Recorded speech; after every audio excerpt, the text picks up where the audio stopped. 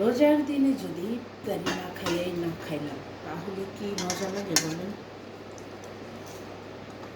ইফতারি মাখানোর জন্য দিলাম পেঁয়াজ, কাঁচামরিচ কুচি, শসা কুচি, টমেটো কুচি,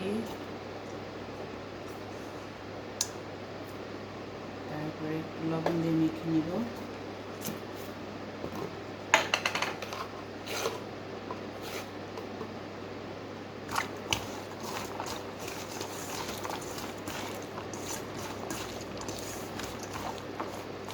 এখন দিব ধনে পাতা কুচি,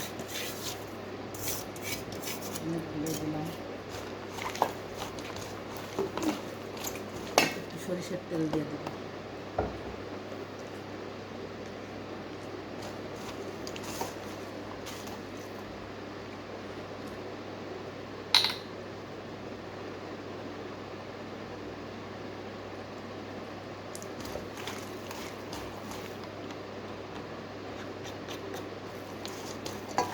এরপরে দিয়ে দিব একটা বেগুনি,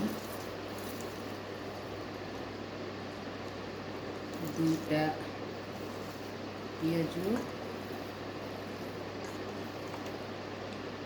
আর একটা পেঁয়াজু, সোলা, সাথে দিলাম আলু ভর্তা।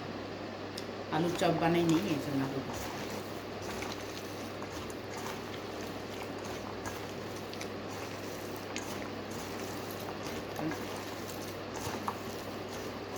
আলুটা না দিলে তো সফট হবে না, নরম হবে না।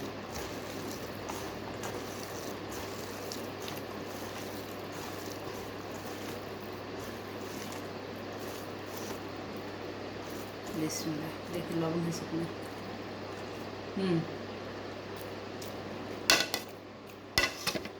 হয়েছে লবণ, একদম পারফেক্ট হয়েছে। এখন মুড়ি মিশিয়ে দেবো।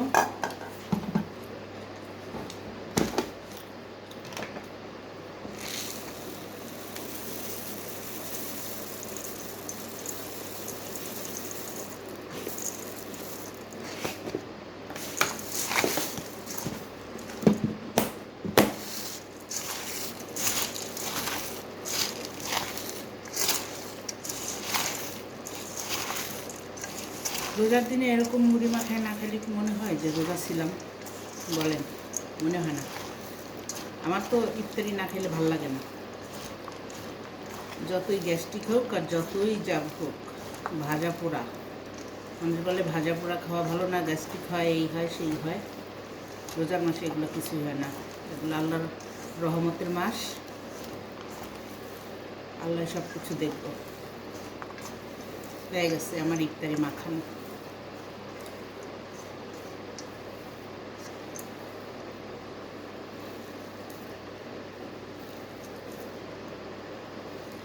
বিসমিল্লাহ। একদম পারফেক্ট হয়েছে।